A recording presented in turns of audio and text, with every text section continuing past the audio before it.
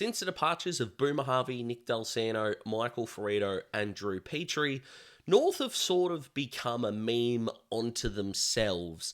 A really easy punching bag for both the Victorian media and footy fans alike to kind of poke a stick at and make fun of. And I feel like right now we are having a series of good decisions made by North, and that's what I want to talk about. This is Daz Talks Footy. If you like the video, click the like button, subscribe to become part of the Daz Talks Footy family, and I am going to talk to you about why I am starting to believe in North a little bit. So let's start with the what we knows before we get into the hypotheticals, and that is that North are going to acquire Luke Parker and Jack Darling. Now let's start with the Jack Darling one, because whilst originally the thought of why are you getting a guy that seems really washed come to your football club kind of seeped through, I think, everyone. I think if you weren't a North Melbourne fan, that probably was your instinctual thought pattern, which I don't blame you for. I was the exact same, and it was kind of one of those, well, if you take 30 seconds to think about it, Jack Darling's role becomes really easy. Stop letting Nick Larkey get double teamed. That's it. End of sentence. Now, Jack did lead West Coast for tackles inside 50 last year. Now, you can think that's nothing. You can think that's something. I probably lean towards the something area. A little bit more pressure inside North's forward 50. Not a bad thing. Ain't in the slightest, I should say. And North are probably going to give up their last pick in the draft, which is pick 64. They'll pay all of Jack's contract. They're not really paying anyone a shitload of money yet, so win, as far as I'm concerned. If Jack can play 36 games in his 2-year contract, and that's 36 games where Nick Larkey is going to be able to beat his opponent in a one-on-one, because that's what he can do. You don't kick 70 goals in a season being a bad forward. You just don't. We have a net positive. Not every player you bring into your football club needs to be a part of your next flag. And it's not as if this is a Jasper Pittard contract, right? It's not as if, to go more recently, someone like a Dylan Stevens, who they gave up what is going to be pick 19 for. Now, I know that they had to trade that pick, or it was smart of them to, so it didn't get absorbed if the AFL changed their mind. So I still get why they did that. But pick 64 for a piece of your spine that improves next year can only be a net positive. And then you hear all these things about Jack as a teammate, which is really good, the professionalism he'll bring. There are 4 players over the age of 30 on North's list this year. 2 of them retired, Hugh Greenwood and Liam Shields. So Parker and Darling come in, and they are still only going to have 4 blokes over 30 on their list next year. Hugh Greenwood, Liam Shields, Jack Darling is better than both of them. So you're already ahead. Pick 64 for improvement. Bingo. Away we go. Now, they still need to draft a tall forward or get one somehow that's young. But also, the comment of, really, Jack's the best that they could get?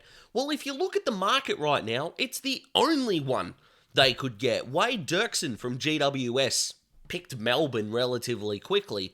But putting in an unproven talent round 1 ain't the answer. It just isn't. Because anyone that's going to be the second tall defender, so think about if you're playing Melbourne, for example, Jake Lever is not going to give an 18-year-old or a Wade Dirksen or someone like that the respect to stay on them and not get over and help Stephen May. Like, it's not going to happen. So, Jack was the only one available. Oscar Allen's still at West Coast. Ben King is still at Gold Coast. Jesse Hogan, still at the Giants. Harry Mackay ain't going anywhere. And even if you're thinking to yourselves, none of them are coming to North anyway. Okay, fair. Darcy Fogarty's going to be a free agent next year. And if I was North, I would be throwing the fucking kitchen sink at the Fog. Will he leave? I don't know. Adelaide fans, this isn't about you, this little bit. But North's plan works. This is a stopgap. That's all it needs to be. Right? Jake Riccardi just re-signed at the Giants. Right? Who else is there? You know, Jack Darling or Levi Casbolt. Jack, like, this is just, it's a good decision. They've made a good decision. So, I'm actually on board with the Jack Darling move. I really am. Tick for North, off-season. You beauty. Luke Parker. Need I explain the beauty of them having Luke Parker here? He's finished runner-up in a Brownlow. He's been a freaking superstar. From Langwarrin too, Luke Parker. Fun fact for you. And if they're going to pay, I don't think that's going to cost them too much in the slightest. Pick 40? Maybe? for Luke Parker probably works as a 32-year-old. They'll probably want pick 58. Do you kind of give them your third next year? Maybe. That probably works. Third round pick next year. North aren't going to give a shit about their future assets, and we will talk about them a little bit later on because of what they're trying to do with Dan Houston. But if you can give up a future pick and get Luke Parker in now, we are rolling. And here's the thing about Luke Parker. He cannot play meaningful minutes in the midfield. He cannot be a 50% CBA guy or better. He just can't. It needs to be Sheasel. It needs to be LDU. It needs to be Wardlaw. It needs to be McKercher. It needs to be Powell. It has to be. Luke Parker and Jai Simpkin are effectively going to be your high half forwards next year. Is that the way the modern high half forwards go? No, but this isn't like North are going to go from second bottom on the ladder to finishing second. It's all about the progression. Call them Miley Cyrus because it's all about the climb, right? And then from there, you've got Paul Curtis. You've got Zane Dersma, the aforementioned Nick Larkey, right? You've got, who am I missing? Curtis, Zerha. They're going to get Rivers Stevens in this draft, who's a small forward. They've trialled a couple of smalls there. I feel like I'm missing someone really obvious though, but anywho. North's forward line is still lacking for pressure a little bit, but again, they're not going to be the finished product. They're going to be better. Luke Parker's going to kick some goals. You are meaningfully going to have to put someone on him, so Paul Curtis is going to get a lesser opponent, and if you don't like Paul Curtis as a player, you are not watching him. Seriously, do it, because I freaking love him. I really do. He has got spunk and X factor and everything that you want from that style of footballer exists in Paul Curtis. He has nightmarish moments. He has dream sequence moments. If he can lessen the former and increase the latter, holy crap. So, Parker, tick. Darling, tick. That's what we know. You beauty. Luke Davies-Uniacke won the BNF. That's a tick. I still think the gap between LDU's not impactful games versus very impactful, I still think there's quite a gap there. Would love for him to improve that. There are just times where he can just go 18 touches, 2 clearances, and, around that mark. But again, if he can improve that, amazing. I love Georgie Wardlaw. I think he's a big tick. Tom Powell's not going to be one of your best 3 midfielders. Is he going to be part of a good rotation? Yeah. If Tom Powell is your worst midfielder, you are doing well because he was good last year. Trade Radio, again, love what they're doing. He was a bust at pick 13. Bullshit! Have you seen the 20 draft class? If you can get a B+ player in that class, you're killing it. Tom Powell has not been a bad selection. Rant over, next point. I still think they need work on the wings. Zach Fisher needs to be a wingman. I don't think he's a halfback flanker at all. He and Bailey Scott. Bailey Scott's a fine player. I actually think he went from kind of underrated coming into the season to now a little bit overrated. I think he's a fine player, a B player. Could potentially get to that B+ level. That's just my opinion watching him. I know he's had some good best and fairest finishes. I know that, but again, hopefully he's got another step to go to. We're keeping this positive. If he's got some growth in him, awesome. North's list decisions, they've cut some of the crap. Love that in a massive way of Clarko just going, first full year in charge, clear it out, and let's knuckle down here. North want to play fast next year, which will be good. They'll stuff it up. It'll go badly because they're young and it's a new game style, but they'll get there. North only have to look at Hawthorn, ironically, and go, it can turn. If we stick with it, if we apply, if we have the application and the persistence, it will turn. And they've got the experienced heads, Bruce Gunston, Darling Parker. So you've got them there. The internal development, I'm looking forward to seeing how that goes. So from what we know, Darling Parker tick. From what we hope, internal development, fingers crossed. So let's get into the subjective, the real opinionated stuff. And let's start with the players. Dan Houston, for North Melbourne's first round pick next year, likely to be a top 5. And guess what? I love it. Dan Houston does not need to come in and win a flag in his first year, or his second, or his third. Nope. What he needs to do is give them what they sorely lack off halfback. Composure, experience, and the ability to take positive meterage. Because if North can lock the ball in their forward half, I think they can get more dangerous. I'm a little bit undecided on what Cam Zerha's going to be. Has he hit his ceiling? Maybe, but we'll see how that goes.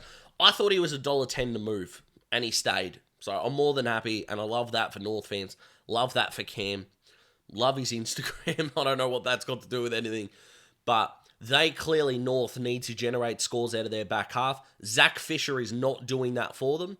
Colby McCurcher is still really young. Dan Houston improves that part of the ground significantly.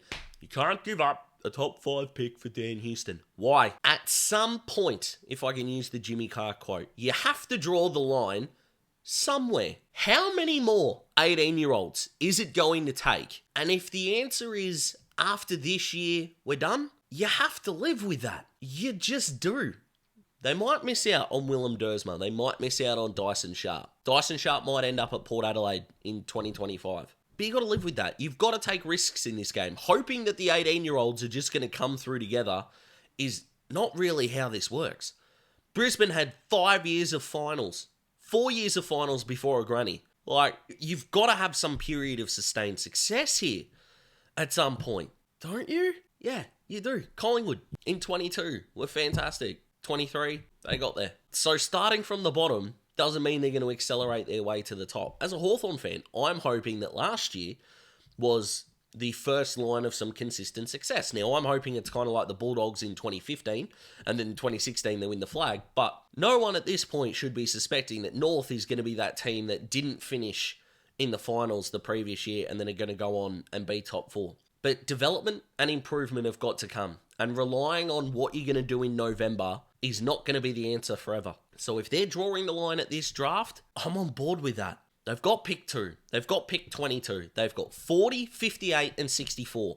Now, hypothetically, if they can somehow send 58 and a future third for Luke Parker, or even just a future third for Luke Parker, let's say they keep 58, right? 64 is going to West Coast for Darling. So at this point, they've got 2, 22, 40, and 58. Their future first is at Port Adelaide. Their future third is at Sydney. What else could they look at? I think North's chase of Caleb Daniel should go ahead.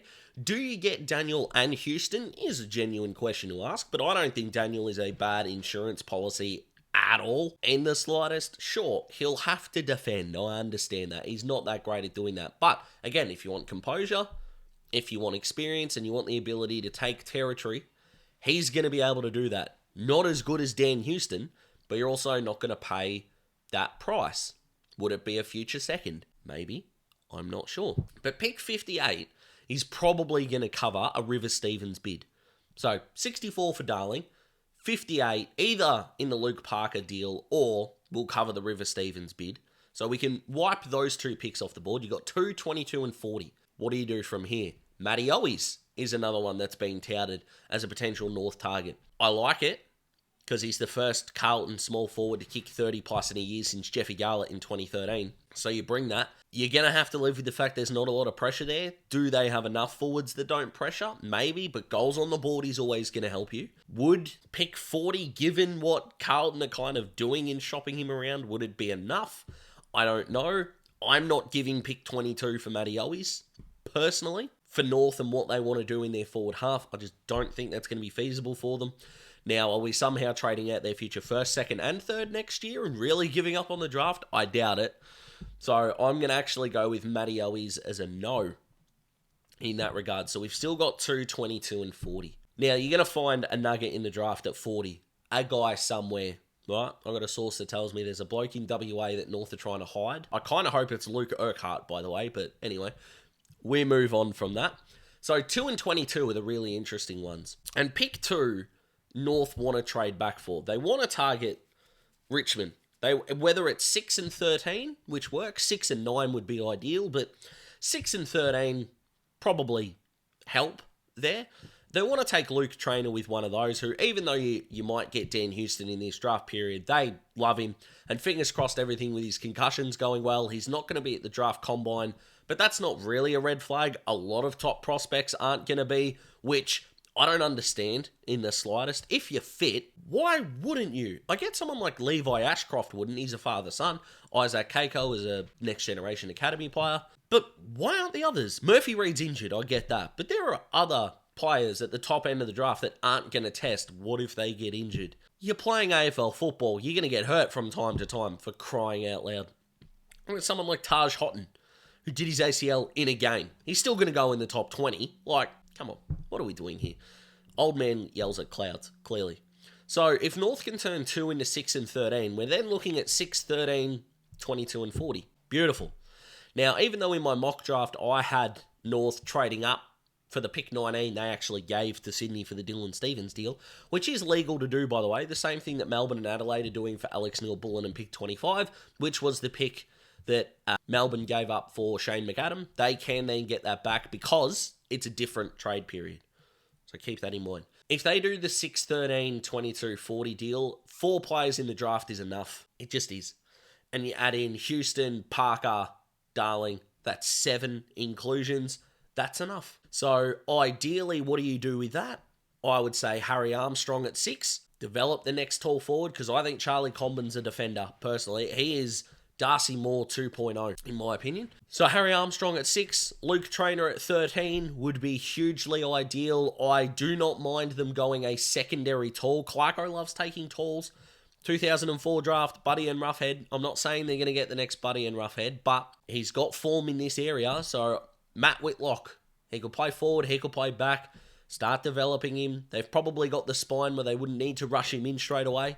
Would really work at 22, and then best player available at 40. Let's say it's Luke Urquhart, just for the, I don't know, because we can. That works really well as well. You've got the lockdown small defender in Jackson Archer, who I'm a massive fan of, and you're away. I'm not saying North are going to become a powerhouse overnight. I'm not. But their strategy at the moment versus what they could do in the draft and what they could do in this trade period, I'm all for. Start the progression now, because another year of meandering is gonna do fuck all, genuinely. And getting in a Willem Dersma or a Dyson Sharp next year, another 18-year-old, they're not going to be your saviours. There are going to be plenty of 2025 free agents that you can throw the book at, and Darcy Fogarty would be number 1 on that list for me. I'm a buyer in North stock at the moment. I really like what they're doing. So, there you go. What do you think, guys? Comment below. Let me know. I hope you have a fantastic weekend. If it's your birthday today, a massive happy birthday. And give the people closest to you a hug and tell them that you love them, because you deserve it. So do they. You're a superstar. Like the video. Subscribe. Enjoy. See you later.